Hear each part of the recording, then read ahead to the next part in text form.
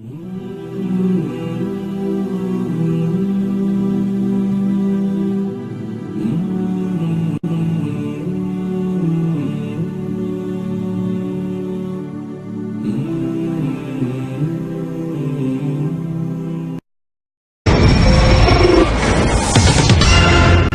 Pendimi, edicioni I lajmeve.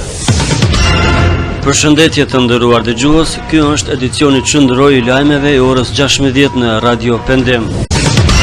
Harrohen ishpolecët e dëbuar nga puna në vitet e 90-ta. Rreth 200 ishpolec shqiptar të Kosovës, të cilët në vitin 1990 janë larguar nga puna me dhunë, sot kanë mbetur të harruar nga institucionet e vendit. Sindikalistët e ishpolicisë thonë se gjendja policëve të cilët nuk janë përfshirë në strukturat e policisë së Kosovës është e mjerueshme. Nurettin Ibishi, ekspert për siguri, vlerëson se me një vullnet politik gjendja e ishpolecëve do të rregullohet. Ishpolecët të cilët në vitet 90-ta janë larguar nga puna në forma të ndryshme kanë dhënë kontribut në çlirimin e vendit dhe tranzicionin në për të cilën ka kaluar vendi ynë. Nga 3500 policë të larguar nga puna, prej tyre 300 janë burgosur nga regjimi I atëhershëm. Statistika thonë se janë 40 të vrarë gjatë luftës dhe janë dëshmorë të UÇK-s. Gjendja e tyre sipas sindikalistëve tani është e mjerueshme. Fatmir Tesholli, kryetari I sindikatës së ishpolecëve, thotë se 200 ishpolec janë të papunë dhe se nuk kanë kurfar të ardhurash. Sot kemi mbetur shumë të diskriminuar, disa prej nesh në mbrëmje nuk kanë me çfarë të ushqejnë fëmijët e tyre, kemi mbetur të ndarë nga shoqëria, thot Fatmir Tesholli. Lajmet nga Shqipëria. Fyle në Tiranë, dialog I nivelit të lartë BE Shqipëri. Komisioneri për zgjerim Shtefan Fyle vjen sot në Tiranë për t'i dhënë jetë nismës së tij për një dialog të nivelit të lartë mes Shqipërisë dhe Komisionit Evropian me qëllim përshpejtimit të përmbushjes së 5 prioriteteve që janë lënë Tiranës në mënyrë që të nisin bisedimet për anëtarësim. Ndërsa Brukseli përpiqet të ndihmojë Shqipërinë, situata e brendshme politike nuk duket të jetë e favorshme. Opozita ka njoftuar se do të protestojë sot para zyrave të qeverisë. Sot në Tiranë, opozita proteston kundër vjedhjes së votës, ndërsa Brukseli po përpiqet të ndihmojë Shqipërinë në rrugën e saj të integrimit, situata e brendshme politike nuk duhet të jetë e favorshme.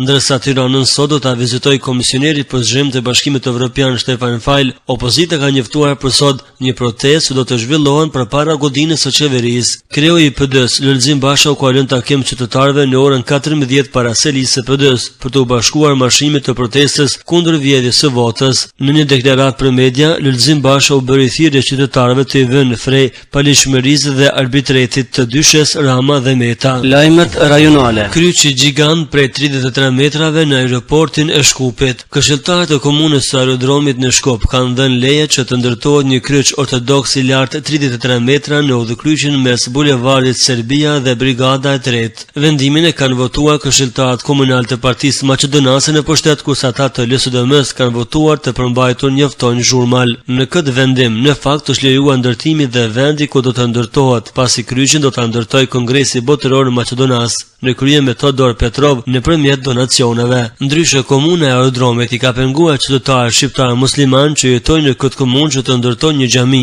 edhe atë në fshatin Lisiç, që është pjesë e kësaj komune, me arsyetim se ata janë me pak se 5% e numrit të përgjithshëm të komunës. Kryetari I kësaj komune atko pa deklaruar se kur nuk do të lejojë të ndërtohet një xhami, pasi kjo është vullneti dhe dëshira e qytetarëve të aerodromit. Pas këtij vendimi, pritën reagime të ndryshme nga Bashkia Islame në Maqedoni dhe partitë politike shqiptare.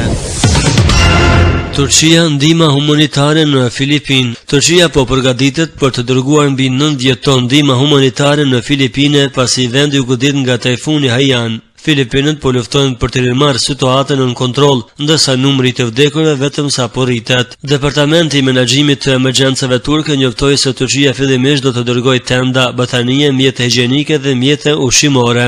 Ndërkohë, kryeministri turk Recep Tayyip Erdogan I ka dërguar një telegram presidentit filipinas Bengo Achona, ku I shpreh ngushëllime për viktimat dhe I ofron mbështetje dhe ndihmë për vendin e goditur nga fatkeqësia. Turqia gjithashtu do të dërgojë ekipet e shpëtimit në zonat ku ekipet e emergjencës urgjencës janë ende në kërkim për të mbijetuarit. Më shumë se 10.000 njerëz besohet të kenë vdekur vetëm në një qytet si pasojë një prej stuhive më të këqija të regjistruara ndonjëherë. Zyrtarët parashikojnë se numri i vdekurve do të rritet më tej, përderisa ekipet e urgjencës ende nuk kanë arritur të gjitha zonat që u prekën nga përmbytjet dhe rrëshitjet e tokës. Lajmet ndërkombëtare. Kryeministri i Malajzisë kritikon krushtetin e Egjiptit. Kryeministri malajzian Najib Abdul Razak ka kritikuar krushtetin ushtarak në Egjipt, duke vënë në dukje se ai nuk duhet të kishte ndodhur. Duke folur për CNN, Abdul Razak tha se krushteti nuk ka lënë asnjë alternativë për dialog kombëtar në mënyrë që të zgjidhet çështja. Duke komentuar mbi situatën aktuale, Abdul Razak tha, pasi që krushteti është kryer, ushtria duhet të kërkonte një lloj të pajtimit kombëtar, por kjo nuk është ofruar. Abdul Razak tha se nuk është as pak i kënaqur me situatën e tanishme dhe tha se kjo po shkakton destabilizim në rajon. Mursi refuzon marrjen në pyetje. Presidenti i Egjiptit Mohamed Mursi sot refuzoi të përgjigjet pyetjeve të hetuesve në lidhje me akuzat se ai kishte dalur ilegalisht nga burgu gjatë vitit 2011, kur edhe ndodhi revolucioni i Egjiptit. Lajmin e bëri të ditur për Anadolu Agency djali i Mursit Osama. Mursi u mor në pyetje edhe gjatë ditës së djeshme, por edhe atëherë ai refuzoi të përgjigjet prokurorisë. Në Siri, uria përdoret si taktik lufte.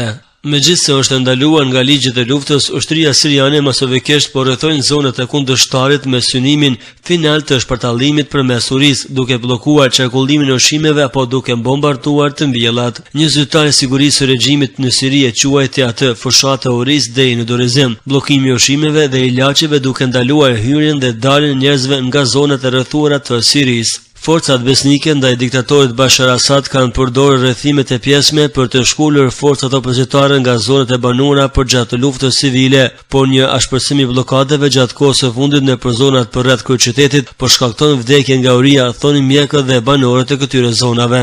Në një pikë kontrolli të ushtarakëve që ndan Damaskun qendror nën kontrollin e qeverisë nga qytetat subaranëve, në një pikë kontrolli të ushtarakëve që ndan Damaskun qendror nën kontrollin e qeverisë nga qytetat suburbane të lindjes më herët këtë muaj, një adoleshent i dobët me një biçikletë i lut një ushtari të lejohet të dërgonte një çantë me pite. Ushtari refuzoi, por djali vijoi të lutej, duke kërkuar të lejohet të dërgonte vetëm një copë. Ushtari më në fund bërtiti, po të them, asnjë thërim buke nuk lejohej këtu, nuk i bëj unë rregullat, janë ata më të mëdhenj se unë dhe ty që i bën rregullat dhe ata po na vazhdojnë tani, pra ktheu mbrapsht në shtëpi.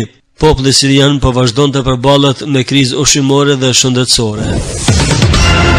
Presidenti i Palestinës takon Abdel Fattah al-Sisin. Presidenti i Palestinës Mahmud Abbas, i cili aktualisht po qëndron në Kairo, u takua me kreun e ushtrisë njëkohësisht ministrin e mbrojtjes të Egjiptit Abdel Fattah al-Sisi. Takimi u zhvillua në selinë e Ministrisë së Mbrojtjes dhe u fokusua në zhvillimet e territoreve palestineze.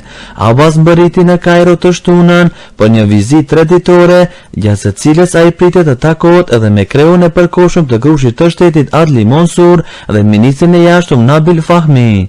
Udhëheqësi palestines pritet të takohet edhe me sekretarin e përgjithshëm të Ligës Arabe Nabil Al-Arabi dhe kreun e Al-Azharit Ahmed Al-Tayeb. Parashikimi i motit. Sjellmja dhe të dhënat e institutit për ditën e hënë. Të nderuar dëgjues të Radio Pendimit, këtë në fund sjellmjet të dhënat e Institutit Meteorologjik të Kosovës, ku koha në Prishtinë është 15 gradë Celsius me vranësira, Tirana 18 gradë Celsius po ashtu me vranësira dhe Shkupi po ashtu me vranësira me 17 gradë Celsius. Ishte kjo atëra përgatitur deri takimin tonë të radhës. Assalamu alaikum.